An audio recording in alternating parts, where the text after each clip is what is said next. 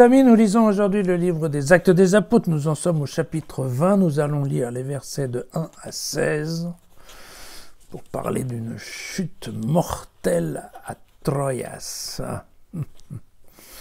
Quand le tumulte se fut calmé, Paul fit venir les disciples et les encouragea, puis il leur dit adieu. Il prit la route de la Macédoine. Après avoir traversé ces régions et y avoir encouragé longuement les frères, il parvint en Grèce où il passa 3 mois. Et au moment de prendre la mer pour la Syrie, comme les Juifs complotaient contre lui, il décida de repasser par la Macédoine. Il avait comme compagnon Sopatros, le fils de Pyrrhus, qui était de Bérée. Il y avait Aristarque et Secondus de Thessalonique. Il y avait Gaius de Derbée et Timothée, ainsi que Tychique et Trophime, qui étaient de la province d'Asie. Ce groupe, qui avait pris les devants, nous a attendus à Troas. Quant à nous, partis de Philippe, après des jours des pains sans levain, nous nous sommes embarqués pour les rejoindre 5 jours plus tard à Troas, où nous avons fait halte pendant 1 semaine. Et c'est là que le premier jour de la semaine, alors que nous étions réunis pour rompre le pain, Paul, qui devait partir le lendemain, adressait la parole aux frères et il avait prolongé l'entretien jusque vers minuit. Les lampes ne manquaient pas dans la chambre haute où nous étions réunis. Et voici pas qu'un jeune homme, nommé Eutyche, qui s'était assis sur le rebord de la fenêtre, a été pris d'un sommeil profond tandis que Paul n'en finissait pas de parler. Sous l'emprise du sommeil, il est tombé du 3e étage et quand on a voulu le relever, il était mort. Paul est alors descendu, s'est précipité vers lui et l'a pris dans ses bras. « Ne vous agitez pas, ne vous agitez pas, il est vivant. » Une fois remonté, Paul a rompu le pain et mangé, puis il a prolongé l'entretien jusqu'à l'aube et alors il s'en est allé. Quant au garçon, on l'a emmené vivant et ça a été un immense réconfort. Prenant les devants, nous nous sommes alors embarqués sur un bateau à destination d'Assos, où nous devions reprendre Paul, qui devait s'y rendre par la route comme il en avait décidé. Quand il nous a rejoints à Assos, nous l'avons pris à bord pour gagner Mytilène. Et de là, nous avons fait voile le lendemain jusqu'à la hauteur de Chio. Le surlendemain, nous avons traversé sur Samos. Et 24 heures plus tard, après une escale à Trogylion, nous sommes arrivés à Milet. Paul était en effet décidé à éviter l'escale d'Éphèse pour ne pas perdre de temps en Asie. Il n'avait qu'une hâte, être à Jérusalem si possible, pour le jour de la Pentecôte.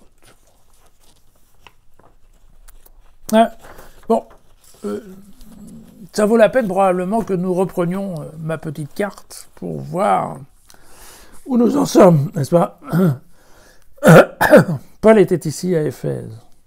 Et vous voyez qu'il décide en fait de remonter en direction de la Macédoine et en passant donc par la fameuse ville de Troia et puis il va en Grèce et on nous dit qu'il reste en Grèce pendant 3 mois. Et après retour en fait, au lieu de prendre directement le bateau parce qu'on lui dit qu'il y a une menace avec les Juifs, en fait il décide de faire le voyage contraire. Et donc il revient par la terre, ce qui paraît un peu surprenant, mais bon voilà, c'est comme ça.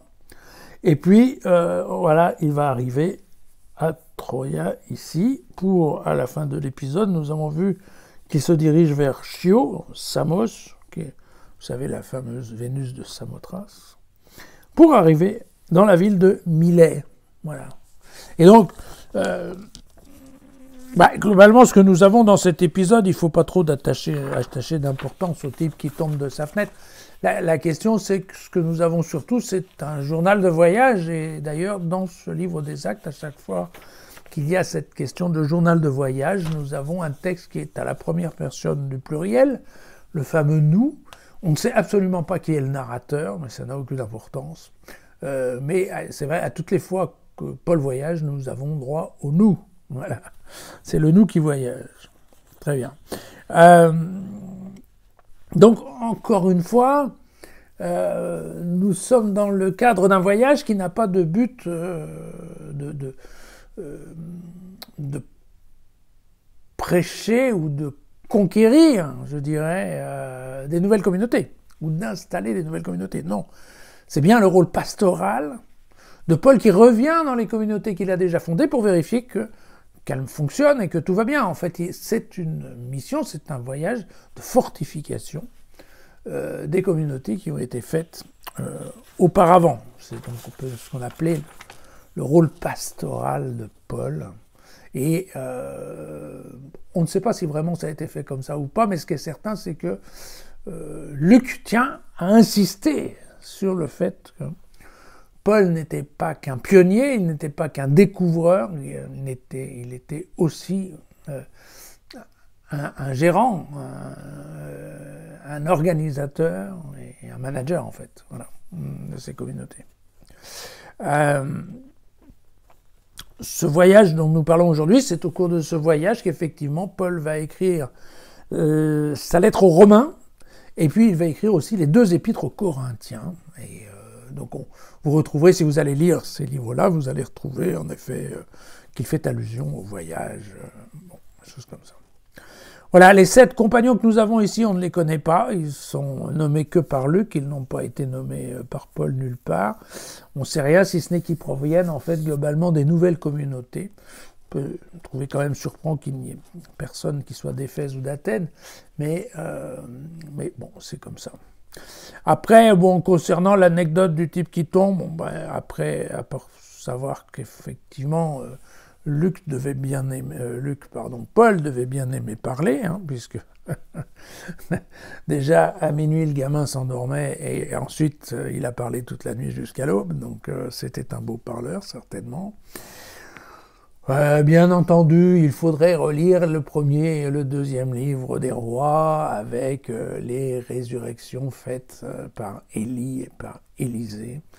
Et vous comprendrez qu'effectivement, vous allez retrouver un certain nombre de gestes et de paroles avec Jésus Élie ou Élisée qui se couchait sur la personne. Vous voyez qu'ici, c'est un peu la même chose. Et donc on est bien là-dedans. Et personne ne sait exactement pourquoi on est venu nous coller cette histoire un peu surprenante, pour ne pas dire débile, du gamin qui se casse la figure, si ce n'est que probablement, voilà, Luc a voulu continuer de faire le parallèle avec la carrière de Pierre, et chez Pierre, vous vous souvenez, il y avait la guérison de la fameuse Tabitha, et donc probablement il faut voir dans Eutyche, le synonyme ou la contrepartie de Tabitha chez Pierre. Mais très clairement, et c'est la 2e fois qu'on nous en parle dans les Actes, maintenant Paul a les yeux tournés vers Jérusalem dans une première étape pour la Pentecôte, et ensuite vers Rome. Vous voyez qu'ici ça tombe un petit peu comme un cheveu dans la soupe, parce qu'on ne voit pas très bien pourquoi il va aller se perdre à Rome, mais nous allons bientôt comprendre. Voilà, à demain.